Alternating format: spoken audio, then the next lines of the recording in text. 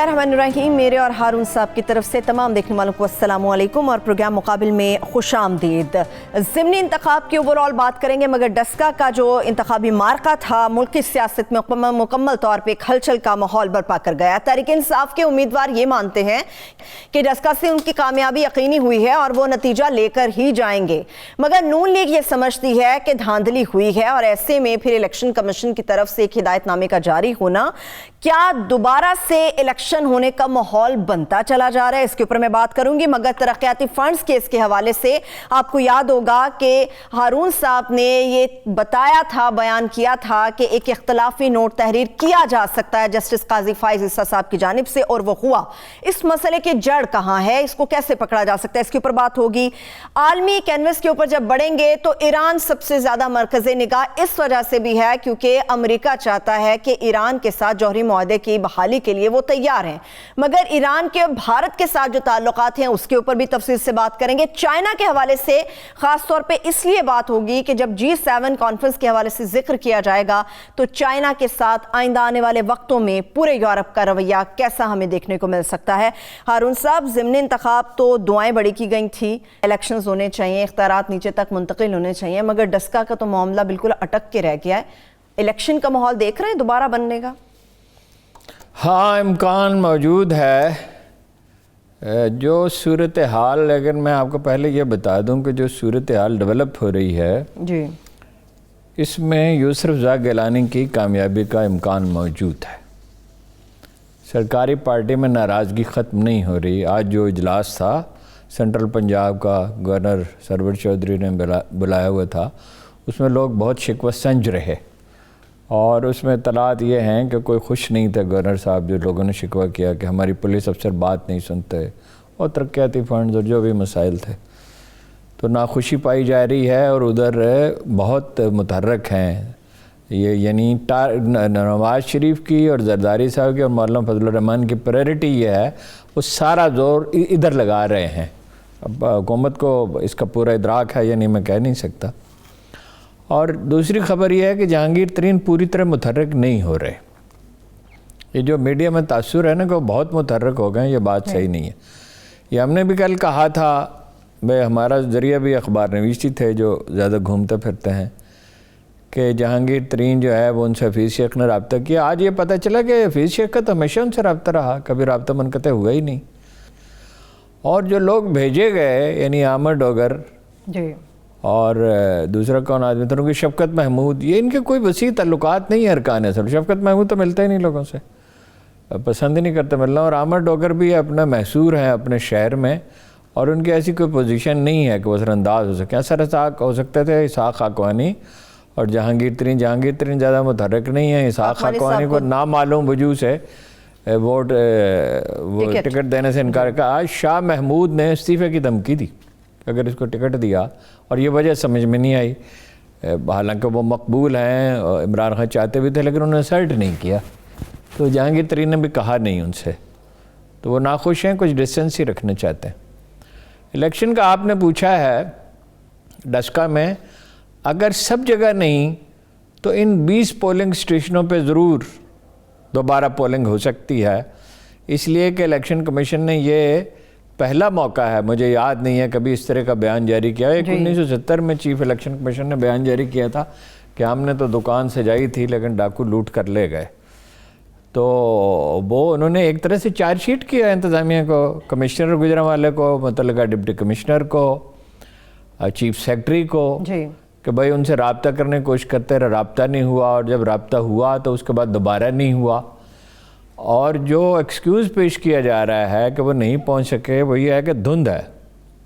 धुंध तो थी, इसमें शुबह नहीं है, धुंध थी, लेकिन दूसरे इलाकों से लोग कैसे पहुंच गए और ये क्यों नहीं पहुंच सके, अपनी जगह एक सवाल मौजूद और है। क्या ये फासला बहुत ज़्यादा था। और दिन भर जो अफसोसनाक वाक़यात हुए थे, 1:30 बजे फायरिंग हुई, 3 बजे फायरिंग हुई। 3 बजे की फायरिंग में 2 आदमी मरे, जो दोनों पार्टियाँ क्लेम कर रही हैं हमारे हैं। हमारी मालूमात ये है कि एक तहरीक इंसाफ का आदमी है, एक PTI का, एक नून लीग का है जी।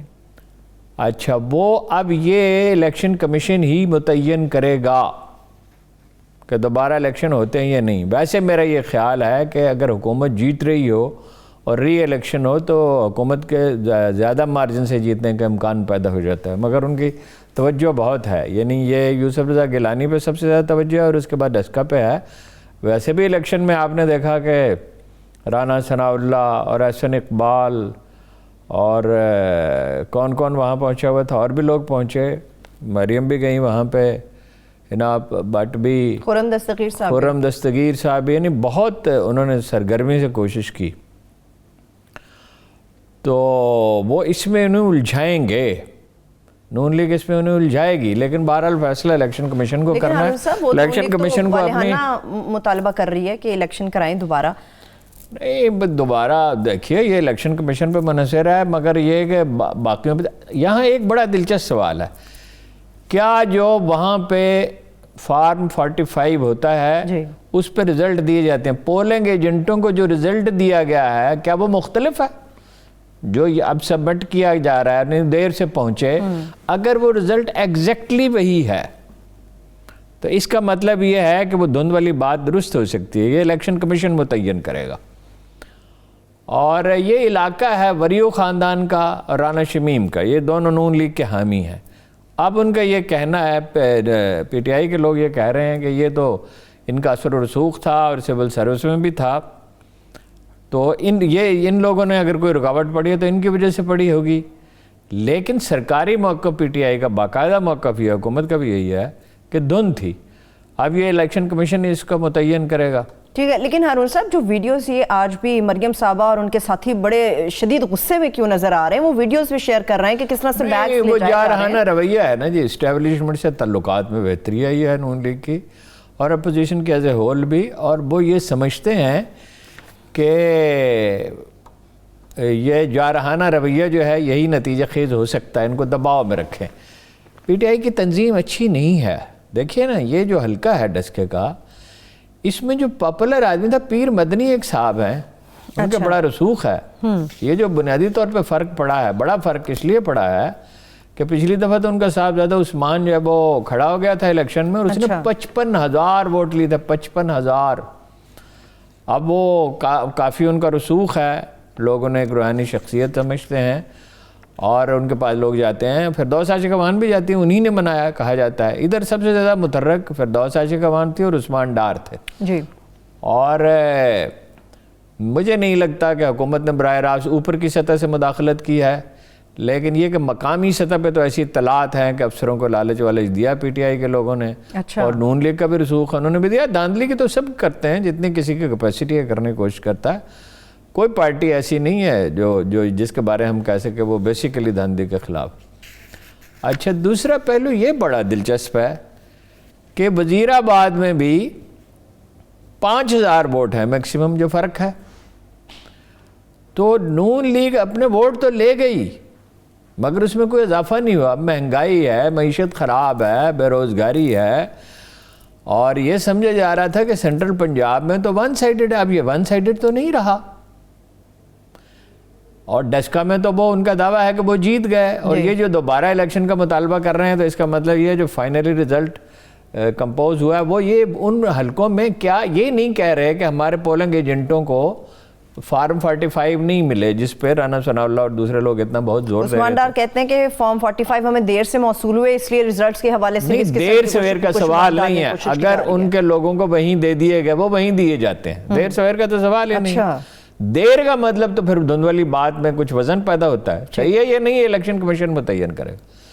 اچھا، یہ عجیب بات ہے کہ وسطی پنجاب میں ایسا سخت مقابلہ، اس کا مطلب کیا ہے؟ اس کا مطلب یہ ہے ایک تو وہی جو میں نے کل عرض کیا تھا کہ لوگ روز روز کی تبدیلیاں نہیں چاہتے، دوسرا یہ ہے کہ پی ٹی آئی کی اگر تنظیم بہتر ہو تو وسطی پنجاب میں بھی اس کے ووٹ کم نہیں ہیں، یعنی اتنی بے روزگاری اور اتنی مہنگائی، بجلی مہنگی ہو گئی، گیس مہنگی ہو گئی، پیٹرول مہنگا ہو گیا، ہر چیز مہنگی ہو گئی، عام استعمال کے اشیاء، گھی، آٹا، چینی، دال، ہر چیز، چینی تو بہت مہنگی ہو گئی ہے، آٹے کا بحران اب اتنا نہیں رہا لیکن بہرحال مہنگا تو پہلے کے مقابلے میں ہے ہی، اور گھی جو یوٹیلیٹی سٹور پہ بھی مہنگا ہو رہا ہے اور تھوڑا سا نہیں مہنگا ہو رہا، اندازہ یہ ہے کہ 45 روپے اس میں جو عام بناسپتی گھی دیہات میں استعمال ہوتا ہے۔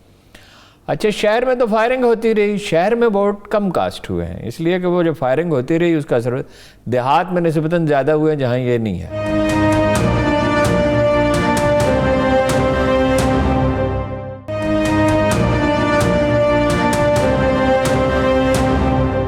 مسرت بپٹی کر صاحب دے کے گا. حوالے سے کہا جاتا ہے شاید اوقاف کا معاملہ وہ بڑے اچھے سے ہینڈل کر رہے ہیں, عمران خان صاحب کو یہ لگتا ہے شاید اس وجہ سے ان کو نامینیٹ کیا گیا ہے. نہیں تو وہ کوئی کمپیریزن ہی نہیں ہے. اسحاق خان کون ہے؟ اسحاق خان ان کے ساتھ تو کوئی طویل comparison نہیں ہے. پولیٹیکل ایکسپیرینس ہے, شائستہ آدمی ہیں, ریپوٹیشن بہت اچھی ہے, پارٹی کے لیے بہت کام کیا, ہر کریزی کرنے والے آدمی. ہارون صاحب پنجاب اس گورنمنٹ پہ اور جن لوگوں کو دیا گیا ہے ان میں کوئی ایک ایسا شخص نہیں ہے جو بہت رسپیکٹ کمانڈ کرتا ہو. اسحاق خان نہیں تو کمانڈ کرتے رسپیکٹ. صحیح.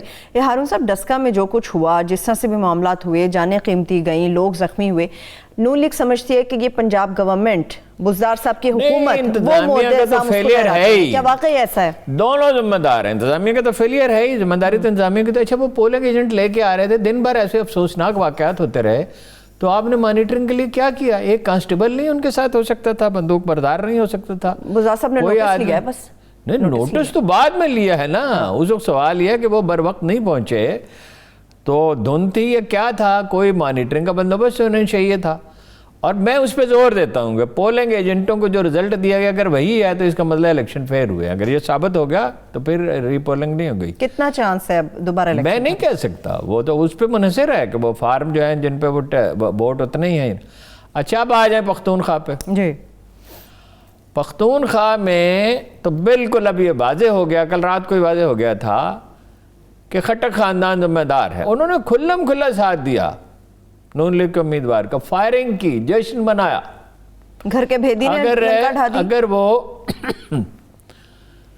اپنا خود الیکشن لڑ رہے ہوتے پرویز خٹک تو کیا وہ یہ ہونے دیتے اور مصالحت نہ کرتے؟ اس سے بنیادی ایک تو خیر نون لیگ اور جے یو آئی کا الائنس تھا, میرے ذہن میں تھا شاید اے این پی بھی تھا, اس سے فرق پڑا. ایک جو حکومت وہ بھی اپنا وسیم اکرم پلسی ہے نا, چیف منسٹر جو ہے پختونخوا کا, محمود صاحب, تو 7.5 سال ہو گئے, اور پہلے 5 سال میں تو کارکردگی جو ہے نسبتاً اچھی تھی. انٹرنیشنل ادارے بھی یہی کہہ رہے تھے, کوئی جنگلات لگائے, اسپتال بہتر کیے, اسکول بہتر کیے, پٹوار کو بہتر, لیکن اب تو کوئی کارکردگی نہیں ہے. اور پارٹی کے اندر شکست و ریخت ہے, کشمکش ہے, دھڑے بنے ہوئے ہیں, عاطف خان ہے, پرویز خٹک ہے. ظاہر ہے بھائی مطلب کوئی ایک حکومت تو نہیں ہے, اس کا نتیجہ یہ نکلتا ہے کہ پارٹی پہ گرفت نہیں رہتی ہے, اور آپ کے لوگ بددل ہوتے ہیں. جب بددلی پھیل جاتی ہے تو بعض اوقات ووٹر گھروں سے اتنا نہیں نکلتے. یہ نہیں کہا جا سکتا تو یہ آپ بنا اگر نون لیگ اور جے یو آئی کا الائنس ہو جاتا ہے وہاں پہ پختونخوا میں, اور اگر دوسری پارٹیاں بھی, اگر یہ الائنس بن جاتا ہے تو پاسبلٹی ہے کہ دوسری پارٹیاں بھی جو ہیں, اے این پی بھی عدم ہوئی پڑی ہے, جماعت اسلامی کو بھی کوئی لوگ نہیں جیتے وہاں سے, تو یہ اگر الائنس بن جاتا ہے تو یہ تو پی ٹی آئی کے لیے اگلے الیکشن میں بڑی مشکل صورتحال پیدا کر دیں گے, اور بلدیاتی الیکشن میں ہی ابل تو ظاہر ہو جائے گا. تو عمران خان کو پارٹی کی تنظیم کو خان صاحب کوئی اہمیت نہیں دیتے, تو اس پہ توجہ دینی پڑے گی. ہارون صاحب یہ نہیں کہا جا سکتا, جیسے پرویز خٹک صاحب کے کچھ دن پہلے ایک ویڈیو آئی, پھر اس کے اوپر ان کے وضاحتی بیان آیا, خٹک فیملی نے عمران خان صاحب کو دوسرے لفظوں میں کوئی پیغام بھیجا ہے کہ آپ واقعی ہمارے بغیر نہیں چل سکتے؟ اس کا جائزہ تو لینا پڑے گا, یہ ہو سکتا ہے. اس کا جائزہ کیا پرویز خٹک نے اس کو نظر انداز کیا, یا ان کی خاموش تائید حاصل تھی اپنے بھائی کو اور وہ بتانا چاہتے تھے؟ اس کا تو خان صاحب کو جائزہ لینا ہوگا. پرویز خٹک ناراض ہیں, لیکن جس مقصد کی وجہ سے انہوں نے ہٹایا تھا, جو ان کا ہدف تھا کہ وہ پرویز خٹک اپنا گروپ نہ بنا سکیں اور اثر انداز نہ ہو سکے فیصلوں پہ, اثر انداز تو وہ ہو رہے ہیں, گروپ تو ان کا انٹیکٹ ہے.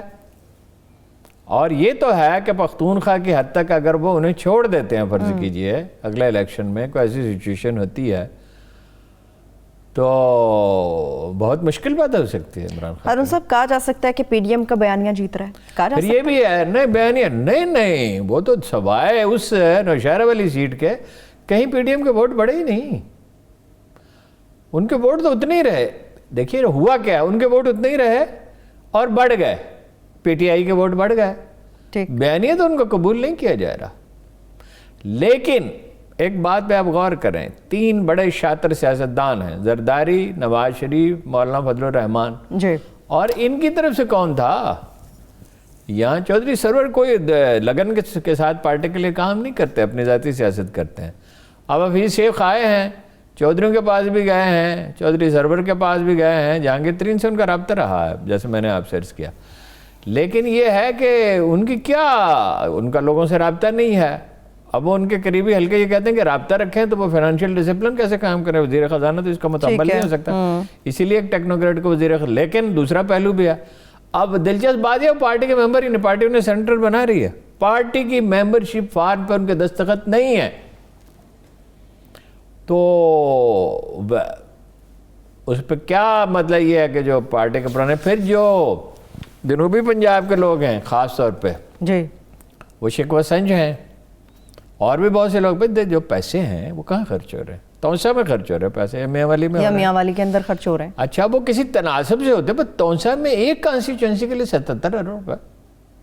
ہارون صاحب اگرچہ ایک سال میں نہیں ہوں گے، لیکن یہ بہرحال اپنی پسند ناپسند ہے چیف منسٹر صاحب کی، جہاں چاہیں گے پیسے دیں گے. وہی پرانا نظام واپس آ گیا، نواز شریف صاحب جیسے پیسے بانٹتے پھرتے تھے. لیکن ہارون صاحب اپوزیشن نے یا نون لیگ نے، تمام جماعتوں نے مل کے ضمنی انتخاب کے اندر پوری جان لگائی ہے. عمران خان صاحب اکیلے ہمیں نظر آئے ہیں، اتحادیوں کی مدد کیوں نہیں لی گئی؟ اگر چودھری صاحب ان کا صرف اسر اور رسوخ چودھری برادران کا لاہور کے اندر نہیں ہے، پنجاب کے اندر بڑا وزیر آباد میں تو ان کا بڑا رسوخ ہے. تو یہ واضح ہے نا کہ اتحادی کو زیادہ خوش نہیں ہے. وہ خان صاحب کا مزاج ہے، لوگوں کو انسانوں کو اہمیت نہیں دیتے وہ. تو وہ چودھری صاحبان سے مسالے تو ہو گئی، سینٹ کی سیٹ کے لیے ہوئی نا.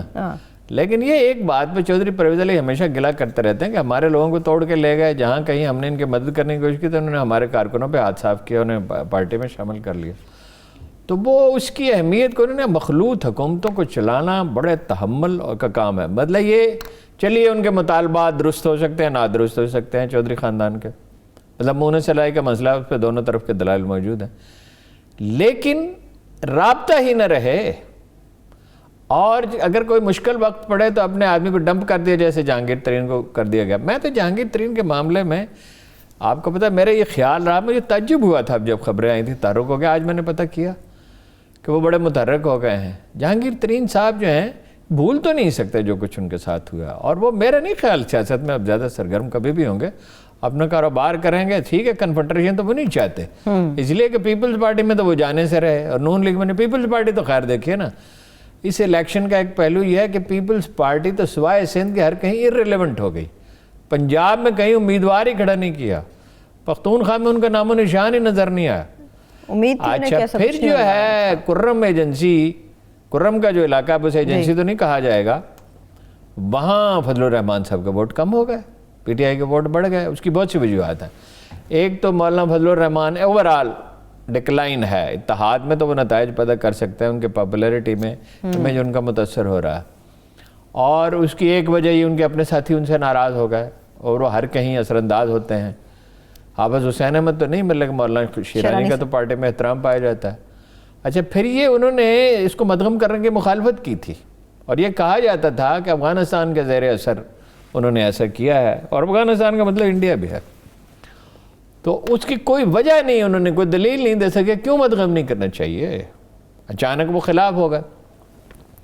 اور دوسرا یہ ہے کہ قبائلی علاقے میں عمران خان کو ہمیشہ پسند کیا جاتا ہے. جو آخری سروے بہت پہلے ہوا تھا، میں دیکھا تھا 10 سال پہلے ہوا تھا، 2013 سے بھی شاید 2012 کا آخر میں ہوا، یہ 2013 کے شروع میں، تو 28% ووٹ تھے ان کے، اور نیئرسٹ جو جمعیت علماء اسلام تھی نون لیگ تھی 9 یا 10% ان کے تھے.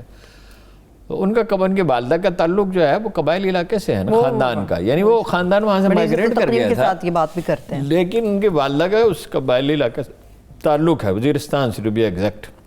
کتاب بھی لکھی خان صاحب نے اس قبائلی علاقے میں ایک زمانے میں، ان کی کچھ ویڈیوز بھی آئی ہیں جوانی کے دور کی، اردو میں اس پہ تنقید بھی کی گئی تھی. اردو میں اس کا نام تھا غیرت مند مسلمان.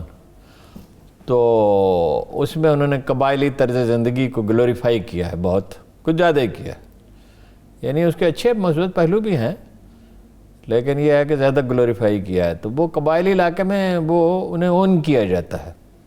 مگر یہ انکمبنسی فیکٹر جو ہے، جناب عمر فاروق اعظم نے کہا تھا کہ لوگوں کو اپنے حکمرانوں سے خاص طرح کی نفرت ہوتی ہے، لوگ اکتا جاتے ہیں، اور پارٹی کی تنظیم بھی نہیں ہے، اس کے اثرات ہوں گے. اگلا الیکشن جو ہے ان کا، یہ اس سے ظاہر ہوگا، جیسے سینٹ کے الیکشن سے بھی ظاہر ہوگا کہ پارٹی کی صفوں میں شکست ریخ ہو رہی ہے، یعنی ہوگی، کچھ نہ کچھ ضرور ہوگی، میرا اندازہ ہے.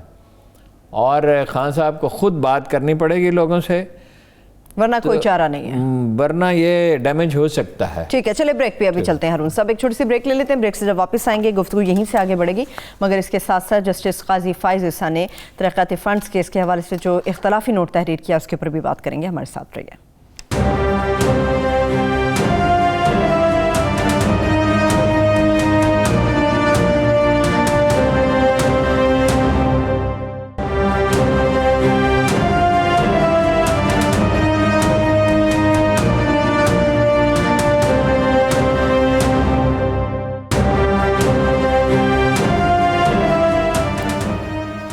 Welcome back. ہارون صاحب آگے تو بڑھیں گے مگر تمام جماعتوں کا ہم نے ذکر کیا، تحریک لبیک کے حوالے سے بات تھی کہ ان کا ووٹ بینک لبیک کے ووٹ آدھے رہ گئے. اور یہ تو دیکھیے نا، پاکستان کی تاریخ یہ بتاتی ہے کہ مذہبی جماعتیں، خواہ وہ سید ابوالعلا مودودی جیسے نیک نام لوگ ہوں، ان کے جانشین بھی نیک نام ہی تھے، کبھی کسی پہ کسی طرح کی کرپشن کا دھبا نہیں لگا.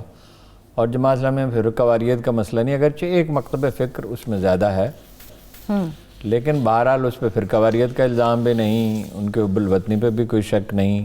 مشرقی پاکستان میں بڑی قربانیاں دیں، کشمیر میں سب سے زیادہ قربانیاں انہوں نے دی، مشرقی پاکستان میں سب سے زیادہ قربانیاں انہوں نے دی، ویلفیئر کا کام بھی کرتے ہیں. لیکن مذہب ایک بڑا وسیع دائرہ کار ہے، سیاست کا ایک چھوٹا سا ایجنڈا. سیاست جو ہے وہ اس میں مہنگائی کا یا بے روزگاری ہے یا بد امنی ہے، کوئی بھی چیز جو مسئلہ ہے، بیڈ گورننس ہے، تو وہ سب لوگوں کو ایک طرح سے ہٹ کرتی ہے. اس میں یہ تو نہیں ہوتا کہ بھلا مکتب فکر متاثر ہوتا ہے یا بھلا ہوتا ہے تو سب کا ہوتا ہے اور خرابی ہوتی ہے تو سب کے لیے ہوتی ہے. سیاست کا ایک بڑا محدود سا ایجنڈا ہوتا ہے. تو وہ جماعت اسلامی جیسی زبردست تنظیم رکھنے والی ورکر بھی اس کے مخلص سے، آرگنائزیشن بہت اچھی تھی اور پڑھے لکھے لوگ تھے بہت اس میں. تو لٹریچر اس کی پشت پہ بہت زبردست لٹریچر تھا، شخصیت بڑی تھی مولانا مودودی کی. لیکن وہ اگر ڈائلیوٹ ہو گئی رفتہ رفتہ، اب تو دیکھیں نا پیپلز پارٹی بھی اس لیے امیدوار کھڑے نہیں کرتی، جماعت اسلامی بھی نہیں کرتی. جماعت اسلامی تو نکل ہی گئی کھیل میں سے کہ بھائی 1500 ووٹ ہوں گے تو بات اور اڑے گی، اس کی بجائے خاموشی بہتر ہے، اس کی بجائے خاموش رہ رہے. اب تو وہ مطلب 2018 کے بعد سے تو وہ بالکل لا تعلق کے نظر آتے ہیں اور احتجاجی تحریکوں سے خود کو زندہ رکھنے کی کوشش کرتے ہیں، جو اچھی اسٹریٹجی.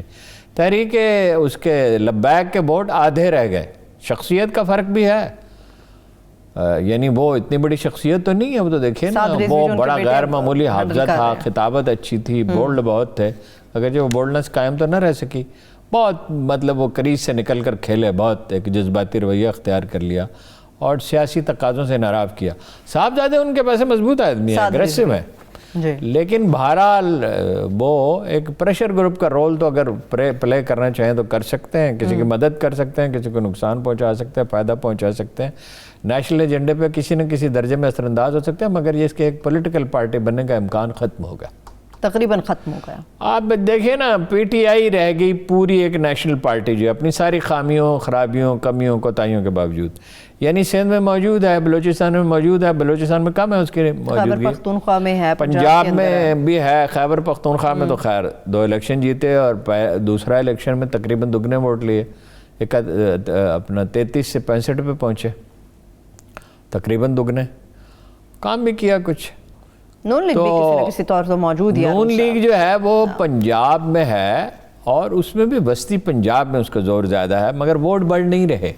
جنوبی پنجاب میں کم ہوئی، شمالی پنجاب میں کم ہوئی، اور دیہی سندھ میں بالکل نہیں ہے، شہری سندھ میں بھی نہیں ہے، برائے نام ہی ہے، اور بلوچستان میں نہیں ہے. پختونخوا میں مطلب یہ اب تو الیکشن جیتا ہے، مگر اس میں لگتا ہے کہ شخصیت کا اور خود پی ٹی آئی کے تضادات کا دخل زیادہ ہے. تو پارٹیاں 2 رہ گئی ہیں ہم کہہ سکتے ہیں قومی سطح پہ. پیپلز پارٹی تو دیہی سندھ تک محدود ہو گئی، صرف نون لیگ اور پی ٹی آئی رہ گئی ہے. ٹھیک ہے ہارون صاحب آگے بڑھتے ہیں، مگر اس سے پہلے یہ بتائیں چیف سیکرٹری اور آئی جی کے معاملے کا کیا ہوا؟ دیکھیے انہیں تو میری بڑی ذمہ دار ذرائع سے اطلاع تھی، تبدیل کرنے کا فیصلہ کر لیا گیا تھا، لیکن ایک تو کھل گیا، یہ ہمارے پروگرام سے ہی راز کھل گیا، اور بھی تبادلے ہونے تھے تو وقت سے پہلے جب بیان کر دیا جاتا تو بعض اوقات رک جاتا ہے. لیکن یہ بہرحال اب یہ تو اس سے ان کی جواب طلبی تو ہوگی، شامت تو آئے گی. یہ جو سیالکوٹ میں جس طرح بہت بھدے طریقے سے انتظام کیا اور جو ہو گیا تو ڈیمیج ریپیئر کرنے کی کوشش کریں. اس سے بہتر کیا؟ اس سے بہتر کیا؟ تو وہ اس کی طرف کوئی توجہ نہیں دی. تو بہرحال دیکھتے ہیں بات کتنی دیر پرس تک ہوگی، یہ کس حد تک ہوگی میں کہہ نہیں سکتا. چلیں میں بریک کی طرف جا رہی ہوں پھر ہارون صاحب. ایک بریک ہے، چھوٹی سی بریک سے جب واپس آئیں گے تو ایران کا جوہری معاہدے کے حوالے سے امریکہ کے ساتھ جو بحالی کے حوالے سے بات چل رہی ہے وہ معاملہ ہو یا پھر ایران کا بھارت کے ساتھ تعلقات کی بات ہو، اس کے اوپر تفصیل سے بات کریں گے. ہمارے ساتھ رہیے.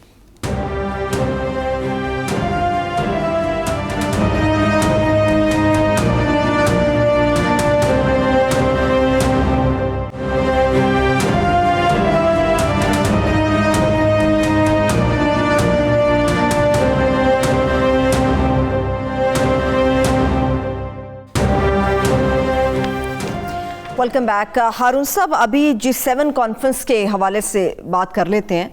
یورپ کی اگر بات کریں یا پھر چائنا کا اگر ذکر کریں تو چائنا کے ساتھ آئندہ آنے والے وقتوں میں رویہ آپ کیسا دیکھ رہے ہیں کہ چائنا کے ساتھ کس قسم کا رویہ یورپ برتے گا؟ دیکھیں، میں نے آپ سے کہا تھا کہ میونخ کانفرنس کی بڑی اہمیت ہے. جی، وہ ورچوئل کانفرنس ہے. اب کرونا کی وجہ سے اب دنیا میں اندازہ کار بدل گیا ہے، اور جب تک کرونا کے اثرات رہیں گے یہی رہے گا. تو جو بائیڈن نے جو تقریر کی ہے اس میں جو ہمارا اندازہ تھا اس میں انہوں نے روس کو اصل خطرہ قرار دیا.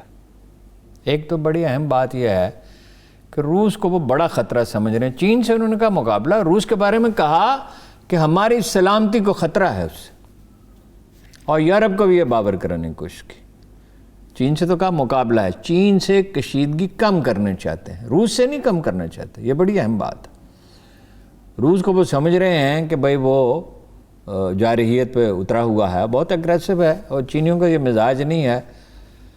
دوسری اہم بات یہ ہے کہ یورپ اب اس طرح کا اتحادی رہا نہیں امریکہ کا جیسے کبھی ہوا کرتا تھا، اور اس کے ذمہ دار ہیں ٹرمپ، جنہوں نے بین الاقوامی معاہد پہ پرلے درجے کی غیر ذمہ داری کا مظاہرہ کیا. چین کا بڑھتا ہوا سر و رسوخ بھی ہے، بہت بڑی منڈی ہے، چین کی خوشحالی ہے، اور چین مواقع پیدا کر رہا ہے. چینی بڑی فراست سے چینی قیادت آگے بڑھ رہی ہے. یعنی انہوں نے یورپی یونین کے ساتھ جو معاہدہ کیا ہے اس میں یہ کہا ہے کہ جو چینی کمپنیوں کو مراعات حاصل ہیں جو غیر معمولی ہیں سرمایہ کاری کے لیے، وہی مراعات جو ہیں یورپی کمپنیوں کو حاصل ہوں گی. تو بہت بڑا معاہدہ ہو گیا ہے اور بڑی انویسٹمنٹ ہو رہی ہے. وہ جو ٹرانس اٹلانٹک ریلیشن شپ تھی، یعنی بیچ میں تو ایک سمندر ہی ہے امریکہ کے اور یورپ کے، وہ اس کی نوعیت بدل رہی ہے. یورپ اب اس سرد جنگ کا حصہ نہیں بننا چاہتا جو ہونے والی ہے مستقبل میں، شروع ہو چکی ہے. چین اور روس ہیں ایک طرف اور ایک طرف امریکہ ہے. یورپ میں رجحان یہ ہے کہ اس میں غیر جانبدار رہا جائے. اس میں وہ دیکھو دو عالمگیر جنگوں نے یورپ کو یہ سکھایا ہے کہ جنگوں سے اور مہاجرائی سے دور رہنا. پھر سر جنگ سے بھی انہوں نے یہی سیکھا. تو وہ انویسٹمنٹ میں دیکھیں جرمنی کے اور روس کے تعلقات کبھی اچھے نہیں رہے تاریخ میں، ایک دوسرے کے پڑوسی ہیں. اور مطلب جرمنی سے تو دیکھیں روس پر حملہ بھی ہوا، مگر ایک پائپ لائن بچھی ہوئی ہے، گیس روس کے پاس ہے یاد رکھیں، اور دوسری بچھ رہی ہے اور وفود آ جا رہے ہیں، وہ گیس پائپ لائن بچھ رہی ہے. تو امریکہ اور یورپ کے تعلقات کی نوعیت بدل گئی. ایسا لگتا ہے کہ چین کا راستہ ہموار ہو رہا ہے مستقبل میں قیادت کے لیے. اب بھی امریکہ اس سے بڑی طاقت ہے، اس کی معیشت چین سے بڑی ہے اب بھی، اور ٹیکنالوجی میں وہ آگے ہے اب بھی، اور دنیا بھر میں اس کی افواج ہیں، مڈل ایسٹ میں ہیں، فار ایسٹ میں ہیں، جرمنی میں ہیں، جنوبی کوریا میں ہیں. لیکن ہر گزرتے دن کے ساتھ امریکی رسوخ کم ہو رہا ہے، چینی رسوخ بڑھ رہا ہے. ہارون صاحب، ٹرمپ کی طرف سے چائنا کی جو اتنی بھی ٹیلی کام کمپنیز تھیں ان کو بھی روکا گیا تھا، اور ان کے اوپر ٹیکس محصولات بہت زیادہ بڑی تعداد میں لگا دیے گئے تھے. چائنا کو روکنے کی کوشش، ان کی منڈیوں کو روکنے کی کوشش تھی. اب جو بائیڈن انتظامیہ کتنا راستہ ہموار کرے گی چائنا کا، کیونکہ وہ خود بھی اقتصادی طور پر بڑا ہونا چاہ رہے ہیں. اپنا ٹرمپ بہت سادہ طریقے سے سوچتے تھے، انہوں نے فائدہ بھی پہنچایا، جابز کریٹ ہوئی، اکانومی بہتر ہوئی، بے روزگاری کی شرح کم ہو گئی. اور وہ ان کی ترجیحات تھی مالی، یعنی ایک عام جنگیں بند کی. اوباما کے دور میں جنگیں ہوئیں، بش کے دور میں ہوئیں، اوباما کے اس سے بھی پہلے بھی ہوئیں. تو یہ سینئر بش کے دور سے جو قصہ شروع ہوا تھا یہ بڑھتا پھیلتا چلا گیا. اور بہت مالی طور پہ امریکہ کو نقصانات کو ٹرمپ نے کم کرنے کی کوشش کی، اور وہ حربہ استعمال کیا جو کمزور اور جذباتی لیڈر کیا کرتے ہیں، تعصبات کو ہوا دی، مسلم ممالک پہ پابندی لگائی کہ ان کے لوگ نہیں آ سکتے، ماحولیات کے عالمی معاہدوں سے الگ ہو گئے۔ اب جو بائیڈن کو رفو گری کرنی ہے، اور وہ کر بھی رہے ہیں، آغاز ہو چکا اس کا، چین پہ تجارتی پابندیاں لگائیں، درآمدات کم کر دیں۔ اب یہ جو بائیڈن یہی کر سکتے ہیں کہ اس میں بہتری لانے کی کوشش کریں، but it will take time. دیکھو نا وہ معاہدہ جو ہے جوہری معاہدہ 2015 جو ہوا تھا، اب چین اور جرمنی اور حتیٰ کہ اپنا قطر جو اس پہ زور دے رہے ہیں کہ اس کو بحال کیا جائے، اور دلچسپ بات یہ ہے کہ بحال کرنے میں امریکی متفق ہیں۔ تو جھگڑا کس چیز پہ؟ حیرت ہوتی ہے کہ بعض اوقات عالمی طاقتوں کے تنازعات بھی بچوں کی طرح ہوتے ہیں۔ امریکی کہہ رہے ہیں کہ یورینیم کی افزودگی کی سطح کم کریں، جی یہ اختلاف ان کا ہے۔ ایرانی قیادت کہہ رہی ہے کہ آپ پابندیاں ختم کر دیں، ہم یہ کر لیں گے، ہم یہ کر دیں گے ٹائم ٹیبل پہ۔ او بھائی اب یہ قطر کا بڑا رول بن گیا ہے، چین تو خیر زور دے رہا ہے، اور روس بہت زور دے رہا ہے۔ ایران کا جو ہے وہ سب سے بڑا اتحادی روس ہے، روس بہت زور دے رہا ہے۔ اب ٹائم ٹیبل پہ جھگڑا ہے، ہمارے لیے بھی مسائل ہیں۔ دیکھیے نا، پابندیاں اگر ختم ہو جاتی ہیں تو ہم ایران سے آدھی قیمت پہ گیس لے سکتے ہیں، قیمت کم و بیش وہی ہوگی۔ زرداری صاحب ایک کام تو اچھا کر گئے، ہو گیا ان سے سرزد، اچھا کام انہوں نے کیا سرزد ہو گیا کہ وہ پائپ لائن بچھی ہوئی ہے۔ اگر ہم ان سے، سعودی عرب کو بھی دباؤ تھا، امریکہ کو بھی تھا، پھر یہ 3 سال پہلے پابندیاں لگی۔ پابندیوں کی نوعیت یہ نہیں ہے کہ ایران پہ پابندیاں ہیں، پابندیوں کی نوعیت یہ ہے کہ جو ملک اس سے کاروبار کرے گا اس پہ بھی پابندیاں لگ جائیں گی۔ ہم پہ بہت دباؤ تھا۔ نہیں دیکھیں، لیکوڈ گیس جو ہے اس کو پہلے گیس کو لیکوڈ میں کنورٹ کیا جاتا ہے، پھر امپورٹ کیا جاتا ہے، پھر پائپ میں ڈالنے سے پہلے اس کو دوبارہ گیس کی شکل میں تبدیل کیا جاتا ہے۔ اس سے اخراجات بہت بڑھ جاتے ہیں، قیمت دوگنا ہو جاتی ہے۔ تو پاکستان کے لیے تو بڑی آسانی ہو جائے گی، ہمیں تو ایرانی گیس کی بہت شدید ضرورت ہے، اور ہماری بھی کوششیں ہونی چاہیے۔ ٹھیک ہے، مسالت ہو جائے گی، ویسے اس کی پاسبلٹی ہے، اس لیے کہ دونوں سے ایرانی کرنسی کی قیمت جو ہے 450% کم ہوئی ہے، یعنی جو سکہ تھا اس کی ویلیو 20-25% ہی رہ گئی۔ تو وہ ایرانی معیشت بھی نڈھال ہے، اس سے بہتر ہو جائے گی۔ اس معیشت کی بحالی کے لیے چائنا نے بھی تو اپنا رول پلے کیا تھا ہارون صاحب۔ چینی سرمایہ کاری کے اثرات فوری نہیں ہوں گے۔ ایک تو یہ ہے کہ ہم کہتے ہیں 400 ارب روپے کی 400 بلین ڈالر کی سرمایہ کاری ہو گئی، اس کے لیے وقت درکار ہے، تو وہ اس کو ابزارب کرنے کے لیے وقت چاہیے، وہ سلسلہ بڑا وسیع ہوگا، لیکن اس کے اثرات جب ظاہر ہوں گے تب ظاہر ہوں گے نا۔ اس وقت تو بڑا کرائسس ہے، بے روزگاری ہے ایران میں، قیمتیں بڑھ گئی ہیں۔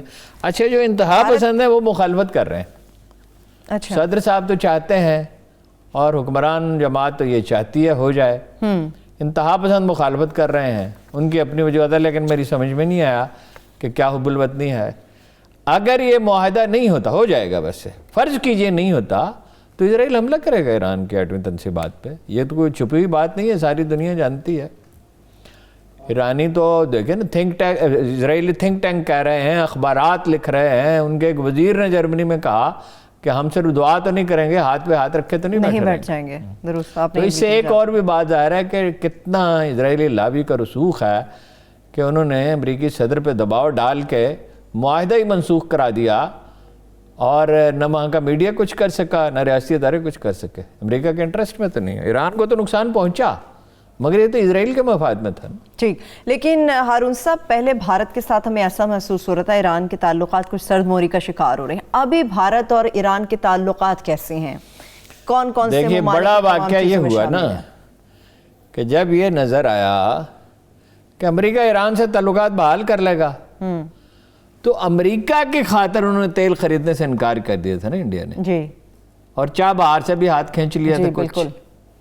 اب جب انہیں نظر آیا یہ تعلقات تو بحال ہو جائیں گے، تو ہم تو خسارے میں رہے، تو انہوں نے فوراً، ایرانی بھی چاہتے ہیں تعلقات بھارت سے بحال کرنا، اچھا، تو فوراً انہوں نے اپنا چھلانگ لگائی اور ایرانی وزیر خارجہ کو مدعو کیا، وہ بھی آمادہ تھے، چنانچہ ایرانی وزیر خارجہ اب ان کے وہاں گئے، بھارت کا دورہ کیا اور بہت سیریس مذاکرات ہوئے۔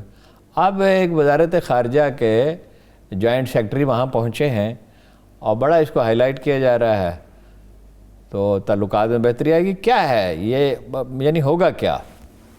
بھارتی اور ایرانی چاہتے کیا ہیں؟ دیکھیے چابہار تک اگر یہ راستہ ہے ایک طویل کئی ہزار کلومیٹر کا، اگر چابہار تک ان کی رسائی ہوتی ہے تو چابہار سے آذربائیجان میں داخل ہو جاتے ہیں، اور آذربائیجان سے ماسکو تک راستہ ہے۔ کچھ راستہ سمندری ہے، کچھ ٹرین سے ہے، کئی جگہ ٹرین بھی ہے، سڑک بھی ہے، کئی جگہ پہ صرف سڑک ہے۔ اچھا، تو یہ تجارتی راستہ اگر بحال ہو جاتا ہے تو بڑے پیمانے پر تجارت شروع ہو سکتی ہے، ایران، آذربائیجان، روس، بھارت۔ اب یہ چین نے راستہ دکھایا ہے نا لوگوں کو عالمی تجارت کو فروغ دینے کا، جی، تو یہ اس میں ظاہر ہے فائدہ ہے ایران کا بھی، بھارت کا بھی۔ اور کون کون سے دیگر ملک ہارون صاحب اس پورے پروسیس کے اندر شامل ہے؟ پاکستان کہاں پہ کھڑا ہے؟ نہیں، پاکستان کا معاملہ تو مختلف ہے نا۔ دیکھیں پاکستان کا جو راستہ ہے نا، سی پیک، جو بہت ہی اہم ہے، ایک تو پاکستان کا رابطہ ہو رہا ہے ازبکستان، تاجکستان وغیرہ سے، ایگریمنٹ ہو گیا نا، ریلوے لائن بنے گی اور گیس آئے گی جیسے ہی امن ہوگا۔ ابھی تو افغانستان کا امن دور ہے، لیکن جیسے ہی امن ہوگا سینٹرل ایشیا کی گیس آئے گی، اور ایران کی بھی آئے گی جب امریکہ کے اور ایران کے تعلقات بہتر ہو گئے۔ وہ یہ ہمارا راستہ الگ ہے، ہم تو سینٹرل ایشیا اپروچ کرنے کے لیے ہمیں ایران میں سے تو نہیں گزرنا، ہمیں تو افغانستان سے گزرنا ہے۔ اور چین کو گوادر گرم پانیوں تک پہنچنا ہے، اس کا طرح 2000 کلومیٹر کا فاصلہ کم ہوتا ہے، یعنی چین کا وہ حصہ جو پاکستان سے منسلک ہے، جی، اس میں درآمدات کے لیے انرجی خاص طور پہ ایک بڑے حصے میں، تو ان کے تو اخراجات جو ہیں ترسیل کے وہ آدھے سے بھی کم رہ جاتے ہیں۔ تو پاکستان کا معاملہ الگ ہے، ان کا معاملہ الگ ہے۔ ٹھیک ہے، اس میں پاکستان کے لیے پھر بھی ہم دیکھ سکتے ہیں کہ کچھ گولڈن ٹائمز آ سکتے ہیں ہارون صاحب۔ نہیں، ایران سے ہمارے تعلقات میں بہتری تو آئی ہے، کافی حد تک بہتری آئی ہے، کشیدگی، لیکن ایران ہمارا ایک حاسد رشتہ دار ہے، بہت پرجوش تعلقات کبھی بھی نہیں ہوں گے۔ دیکھیے پاکستان کی معیشت کی خرابی کے باوجود، بہت سے مسائل کے باوجود، پاکستان کی بہت بڑی اہمیت ہے، اسٹریٹجک اہمیت ہے، یہ ایک ایٹمی طاقت ہے، اس کی ایک زبردست فوج ہے، اور باوجود اس کے کہ پاکستان کا کوئی انٹرنیشنل ایجنڈا نہیں ہے، لیکن عالم عرب میں اگر خرابی پیدا ہوتی ہے، اگر اسرائیل اپنی حدود سے باہر نکلتا ہے، تو لوگ کس کی طرف دیکھتے ہیں؟ پاکستان کی طرف دیکھتے ہیں یا ترکی کی طرف دیکھتے ہیں؟ تو ترکی اور پاکستان کی بہت اہمیت ہے۔ صرف یہ کہ ہم اپنے ذاتی مسائل میں الجھے رہتے ہیں، اندرونی کشمکش میں خود شکنی کا ایک رجحان ہے، ورنہ پاکستان کی اہمیت تو بہت ہے۔ اگر اس کی معیشت، یہ لیڈرشپ کا کمال ہے نا، اگر اس کی معیشت سے سنور جائے اور فہم ہو معاملات کو چلانے کا، تو پاکستان تو دیکھیے نا، یہی پاکستان تھا، عرب سٹوڈنٹس یہاں پڑھنے کے لیے آتے تھے، اور دبئی کے لوگ تفریح کے لیے امارات کے اور سعودی عرب کے کراچی آیا کرتے، چینی آیا کرتے تھے کراچی کو دیکھنے کے لیے کہ اس ملک نے اتنی ترقی۔ ہارون صاحب حیران کن بات یہ نہیں ہے اس وقت لائم لائٹ کے اندر ایران ہے، بھارت اپنا رول پلے کر رہا ہے، امریکہ بڑا سرگرم ہے، ہمارے پاکستان کی انٹرنل پالیٹکس کے اوپر ہمارے بڑی توجہ ہے، انٹرنیشنلی ہم چیزوں کو اس طرح سے ہینڈل نہیں کر پا رہے جس طرح سے ہمیں اس وقت شدید ضرورت ہے کرنے کی۔ نہیں، ہم نے تو بریک تھرو کیا ہے۔ دیکھیں نا، افغانستان کے معاملے ہماری پالیسی ٹھیک ہے، ایران کے معاملے میں ہم نے تحمل کا مظاہرہ کیا ہے، مڈل ایسٹ میں جو کرائسس ہوا تھا اسرائیل کو تسلیم کرنے کا، اس کو سلیقہ مندی سے ہینڈل کیا۔ میرا خیال ہے فارن پالیسی میں ناکامی نہیں ہے، لیکن انیشیٹو نہیں ہے نا، وہ سول اداروں کی کو ہم نے مضبوط کیا نہیں ہے۔ دیکھیں جب یعنی وزارت خارجہ کو میں تحرک نہیں ہوگا، وہ انیشیٹو لینے کے قابل نہیں ہوں گے، تو اس کے نتائج ظاہر ہیں نا۔ ٹھیک ہے، چلیے، تھینک یو سو مچ ہارون صاحب، وقت میرے پاس ختم ہو گیا۔ میرے تمام دیکھنے والوں کا شکریہ، مجھے اجازت دیجیے، اپنا بہت سا خیال رکھیے، اللہ حافظ۔